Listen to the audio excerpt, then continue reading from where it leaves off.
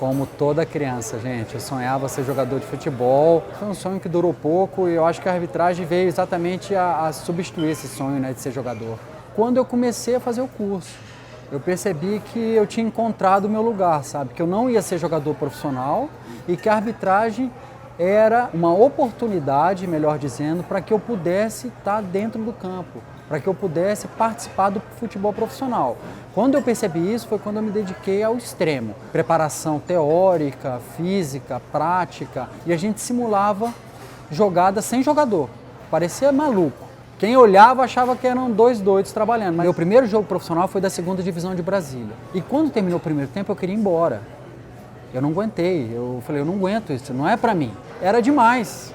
Então eu achava que estava fazendo tudo errado, porque tinha reclamação, tinha confronto de jogadores, coisas que a gente vê hoje. Hoje pra mim é super normal.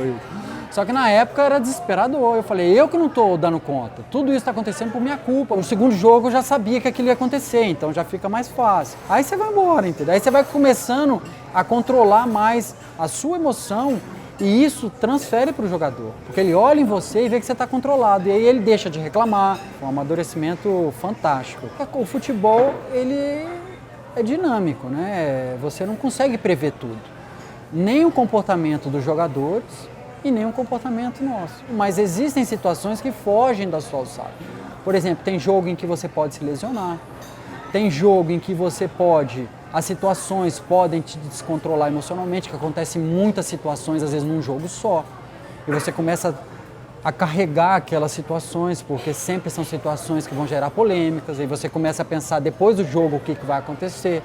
Então, se você não tiver muita experiência e equilíbrio, você acaba se afetando por isso. Se você perceber, a maioria dos erros de arbitragem são em razão de posicionamento. Alguns são de erros de interpretação, né? Mesmo próximo ele interpreta mal. Mas a maioria é que ele interpreta mal porque ele está longe, porque ele está mal colocado, ele está num ângulo de visão ruim. Quando eu comecei, a minha rotina era treinar resistência. Então eu conseguia, durante o jogo, correr os 90 km com muita facilidade, só que eu não conseguia explodir. E com o tempo eu aprendi isso e percebi que eu precisava de um treino de força. Cada árbitro encontra as suas necessidades e treina. Agora o treino é do árbitro, é individual. Hoje não existe um acompanhamento próximo, diário, para saber o que você está fazendo ou não. Então vai muito do comprometimento do árbitro e daquilo que ele quer para a carreira dele. Se você consegue ter uma leitura de jogo para antecipar a jogada, saber mais ou menos as características do time. Um exemplo aqui, Marcelinho Carioca era um cara que num espaço de 1 metro conseguia lançar uma bola a 80 metros de distância, com um chute. Então o que adiantava eu ficar perto dele? Então eu sabia que quando eu apitasse o jogo dele, eu nem lembro se eu optei, mas eu estou fazendo um exemplo. Eu não poderia ficar perto dele, eu teria que ficar numa distância esperando já esse lançamento. E com base nessa resposta mental que eu me dava, eu ia para o lugar. E aí se eu errasse, aí sim eu preciso da explosão. Quando a jogada me surpreende, quando existe uma perda de bola, o árbitro necessariamente tem que ter essas duas valências. Leitura de jogo e bom preparo físico. Isso é a combinação ideal para que ele possa tomar uma boa decisão. Quem era o jogador mais imprevisível? Olha, se eu for responder de cara, é o Hernanes do São Paulo. Por quê? O Hernanes jogava com a direita e com a esquerda. Então ele colocava a bola na direita e eu antecipava para a direita. Só que ele, no mesmo hora que ele colocava para a direita, ele colocava para a esquerda e ele lançava na esquerda. Então para mim era muito difícil prever aonde ele ia colocar a bola, entendeu? Então com o Hernanes eu tinha a tática de esperar.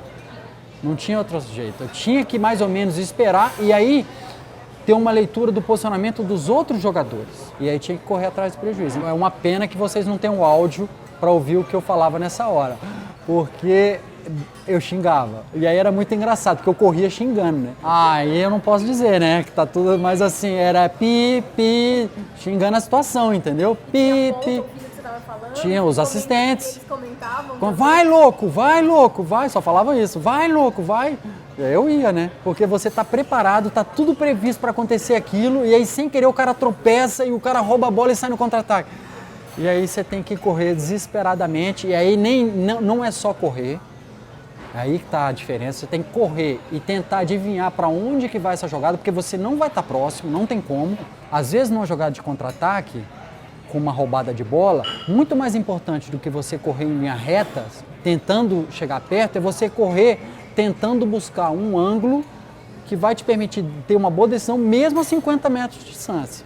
O árbitro que não tem certeza de um pênalti, de um cartão vermelho, é melhor ele não dar, porque o prejuízo que isso pode causar é grande. Já dei por inexperiência, às vezes, ou por precipitação. Já teve lance na minha carreira de eu ver o pênalti, na minha frente uma mão, e não conseguir apitar. O apito não levanta da mão. Você não tem reflexo. Não tive, a visão estava turva, mas eu vi, quando eu acordei, a bola estava já no meio campo já. E até hoje eu me arrependo de não ter apitado atrasado, porque foi claro. Eu acho que eu era educado. Então, quando o jogador começava a ser mal educado, eu chamava a atenção dele. Falava, olha, você não precisa falar assim comigo, porque eu não vou falar assim com você. Então, a única coisa que eu vou fazer com você é usar o cartão. Então, a opção é sua.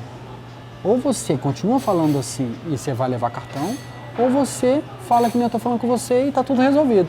E 99% os caras baixavam o tom e conversavam. Dentro da área, agarrão, você tem que usar o apito, que é o que eles ouvem, porque eles não estão te ouvindo, o apito e o gestual e a cara feia. O agarra dentro da área. Se eu chegar para o jogador e falar, por favor, não agarre, o senhor também, por favor, não, eles não vão ouvir. E o grito, porque eles não ouvem, eles estão concentrados naquele momento, que vai ser um possível gol, então eles estão concentrados, eles não te ouvem. Então você tem que chamar, o apito eles ouvem e uma fala forte é a cara e o gesto. Nunca fiz um planejamento de ser árbitro de 2 Copas. Quando eu terminei 2 Copas, eu pensei assim, gente, é claro que eu queria ter concluído com a final, normal, mas eu falei, o que eu vou fazer mais? Onde eu vou arrancar a motivação? Porque a parte financeira hoje, principalmente na Conmebol, está muito boa. Por causa do dólar e tal, está muito boa. Mas eu vou ficar por dinheiro? Eu não quero ficar por dinheiro. Eu não deixei de amar a arbitragem, não deixei de amar o futebol, mas eu já não queria mais estar em campo tomando decisões, entendeu? Mas quero sim continuar no futebol, ou na área de imprensa, como comentarista, ou na área de gestão. Impossível ser o novo Arnaldo, né? São tantos anos. O Arnaldo foi o precursor aí da função de comentarista de televisão, né? Mas eu não tenho a pretensão de ser o novo Arnaldo, mas ser comentarista de arbitragem é sim um dos planos que eu fiz para quando terminasse a carreira. Hoje eu consigo enxergar as coisas com mais clareza, eu tenho mais liberdade para falar o que eu penso sobre tudo. Eu não posso ser injusto de não entender o erro, mas eu tenho conhecimento para saber se o árbitro errou ou acertou e por quê. E isso para mim é um serviço, porque ao não explicar por que o árbitro errou, é porque na cabeça do torcedor ele roubou. Na cabeça do torcedor fanático, o árbitro erra de propósito. Se a gente ficar calado e o árbitro não pode falar, aí o torcedor fala o que ele quiser. Difícil, sabe por quê? Depende do dia, mas eu diria que o Cavani é bastante reclamão. E aí é engraçado, né? Porque se eu falar isso do jogador, ele vai falar que eu que gerava toda a reclamação, né? Cada jogador se relaciona de um jeito diferente com o árbitro. Mas pelo que eu vejo até da televisão, o Cavani confirma isso com outros árbitros também. Um jogador que também fala muito com a gente é o D'Alessandro, mas ele fala muito, não necessariamente reclama. Ele fala com os adversários, fala com o treinador adversário, ele fala com todo mundo. Estava com o Dunga na Copa de 2014, ele me falou isso, falou, Sandro, o Alessandro não gosta de perder nem no rachão. Eu, como árbitro, tenho que saber isso. Eu tenho que entender que o sangue do cara é aquele, eu não posso amarelo por vermelho, não, eu vou acabar com o jogo. Eu tenho que entender e tenho que fazer com que ele entenda o limite dele, igual uma criança.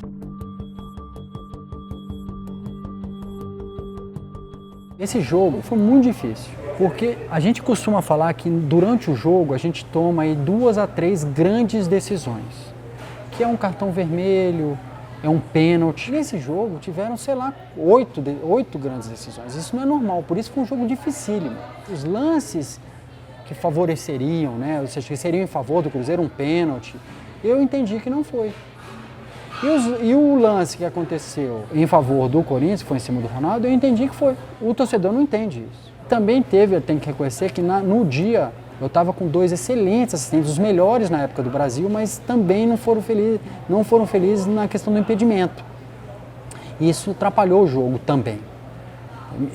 Minha condução do jogo não foi boa, Não por causa das decisões, por causa de controle, estou falando de controle de jogo, relacionamento com jogadores. Para a maioria das pessoas foi pênalti, para os árbitros, comentaristas, foi pênalti.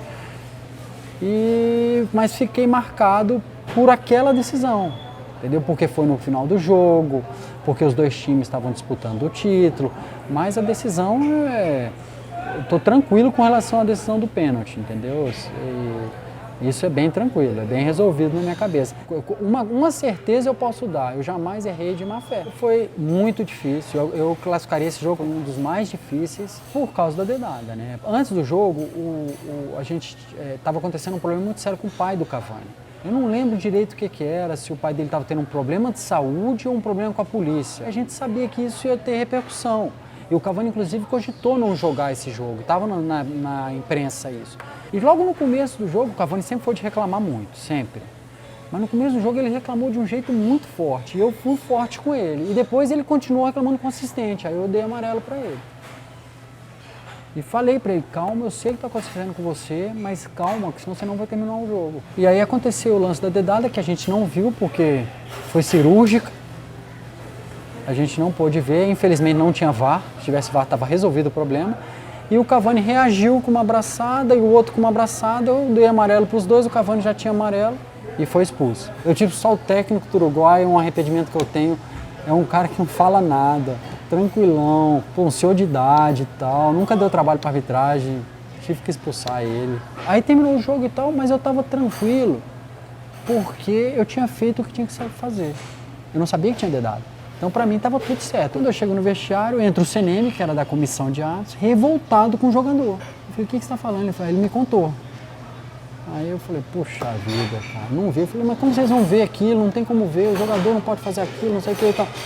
E foi quando aí me entrevistaram, né? Porque todo mundo me crucificou, inclusive no Brasil, que eu estava fora da Copa América, tinha sido mandado embora, não sei o quê. Tiveram que fazer uma errata depois, né? Eu fiz a semifinal daquele torneio. A única compensação que teve isso tudo foi que o jogador parece que perdeu um contrato na Alemanha, estava assinado já, acabou perdendo o contrato na Alemanha. Então, a carreira dele também teve um prejuízo, não só a minha, né? Foi a primeira agressão moral que eu tive, né? Na carreira. Eu lembro que eu cheguei em casa e vi aquilo e fiquei bastante chateado, né? Porque não era o Neymar que é hoje, mas já era o Neymar. E teve uma repercussão muito grande esse tweet dele. Eu me senti ofendido e defendi meus direitos como cidadão. Falar do Neymar hoje é difícil, porque olha o tamanho que esse jogador ficou, né? O que eu posso dizer é que a vida ensina todos nós. E eu acho que nessa Copa do Mundo ele teve um ensinamento pela pressão que ele sofreu pós-Copa. Eu acho que supervalorizaram um pouco isso, não só no Brasil, mundialmente isso aconteceu, né? E acho que ele mesmo que precisa de avaliar se isso é positivo ou não para ele, entendeu? Ele mesmo, acho que é o cara adulto, né? Tem tudo, ele tem condições de avaliar isso. Tudo que o Neymar fala, tem uma repercussão mundial imediata. O relacionamento dele com a arbitragem melhorou nos últimos anos, mas que precisa ser melhor ainda. Ele é um líder, ele é o capitão da seleção brasileira. E nenhum árbitro gosta de ser desafiado. Quanto mais ele apanha, mais ele prende a bola, né? E ele não é um cara que foge da luta, né? Se ele percebe que o cara tá querendo pegar ele, aí que ele fica com a bola mesmo e parte para cima do cara. Então é uma característica dele. O Neymar foi o jogador que sofreu mais faltas na Copa do Mundo, disparado. Então as faltas sobre o Neymar foram marcadas. Independente de se cai ou não cai, as faltas que os árbitros entenderam que eram faltas foram marcadas. E, para você ter uma ideia, num único jogo o Neymar sofreu 10 faltas. Há 20 anos que isso não acontecia em Copa do Mundo. O que ficava difícil para o árbitro avaliar era a gravidade da falta por causa da reação dele depois da falta. Tá claro? Ou seja, às vezes, um exagero na reação leva o árbitro a não aplicar o cartão que talvez deveria ser aplicado. Só 13 minutos. Só 13 minutos. Não sei por que você está vendo polêmica ali. O baixinho, que é o Emerson, ele é o melhor assistente do Brasil, junto com o Van Gaal. O que ele falasse, ou o que ele opinasse, ou o que ele marcasse, eu estava com ele. Porque eu sabia que ele não errava. Ele nunca falhou comigo. A confiança que eu tem com o trio era 100%. Eles viraram minha família. E naquele lance, o Emerson marcou o impedimento corretamente. E eu dei o impedimento. Só que os jogadores do Fluminense, porque o Flamengo estava disputando o título, existia rivalidade, o Fluminense não estava, o Flamengo estava, existia rivalidade e tal, partiram para cima dele. E não sei porquê, com tanta experiência, qualidade, ele vacilou. E aí eu afastei os jogadores e ele falou, Sandro, nessa hora que eu estava perto dele, ele falou, Sandro, quem fez o gol? Aí eu falei, o Henrique. Ele falou, o Henrique não estava então, foi o gol. Aí eu falei, tudo bem, gol. Na hora deu o gol. Nisso vem os jogadores do Flamengo. Aí pronto. Aí o resto, passaram-se 12 minutos. Mas o que aconteceu de fato? Quando deu mais ou menos, eu não sei te precisar o tempo, mas não foram 12, foram 6, talvez metade do tempo, eu já tinha a decisão. Por quê? Porque nessa hora eu virei pensando, Emerson, para tudo, esquece tudo que estão te falando aqui, essa bagunça toda, só você tem a fotografia. E eu confio em você aqui dentro. Então esquece o que estão te falando. Eu sei que você sabe o que aconteceu. Decide o que você me falar, eu vou marcar. Ele, então calma. Beleza. Nisso vinha um jogador do Fluminense e falava, a TV falou, do Flamengo falava, a TV falou que foi impedimento. Aí os do Fluminense falavam assim, você não pode apitar com a TV. Eu falava, gente do céu, foi impedimento. Aí veio o Vangaço do outro lado, falar, gente, é o seguinte, eu trabalho nisso há 15 anos, toda a minha primeira impressão é certa. Sempre que eu fui com a minha segunda impressão, eu errei. Vai com a primeira impressão e paga o preço. Então deixa a galera ficar calma, tal. Deixa. A galera blá, blá, blá, blá, blá. E foi acalmando, por isso que levou 3 minutos. Aí foi acalmando. Eu me arrependo. O procedimento foi péssimo. A gente deveria ter decidido e rápido. Porque isso gerou suspeita de interferência externa e tal. O que não houve. Aí foi quando as coisas foram se acalmando, eu chamei os 2 capitães, falei, galera, foi isso que aconteceu, eu não vou fazer o errado. Demorei 12 minutos e tal, vou fazer o certo. O certo é um impedimento, sinto muito, pronto, acabou. Aí continuou o jogo, entendeu? O delegado é um representante da federação. Ele não tinha que estar lá, porque a simples presença dele lá com a fala gerou toda a suspeita. E aí fizeram a tal... Foi legal porque eu estava viajando para a Índia na época. Ele falou, olha só, vai passar a leitura labial aí no Esporte Espetacular. Eu falei, graças a Deus. Graças a Deus, acabou a dúvida. E a leitura labial deu o contrário. Agora, ler lábio de perfil eu nunca vi isso na minha vida. E pode pegar lá, de volta para a redação e olha a leitura de lábio, o cara lendo de perfil. Eu falei, não é possível, gente. E aí, fiquei chateado pra caramba. Eu falei, eu crente que ia ser salvo e fui crucificar. Eu não acreditava no que eu estava vendo. Eu falei, beleza. E o que o delegado falou, eu não sei mas o que eu lembro exatamente que ele falou assim, toma logo a decisão, alguma coisa assim, decide logo, toma logo a decisão, alguma coisa, porque estava demorando demais. E ele, na verdade, ele quis ajudar. Porque ele falou, cara, ele começou a ter ficado muito incomodado com o tempo e foi lá e falou, toma logo a decisão, qualquer decisão, toma a decisão é sua. Pronto, foi isso, a história é essa, entendeu?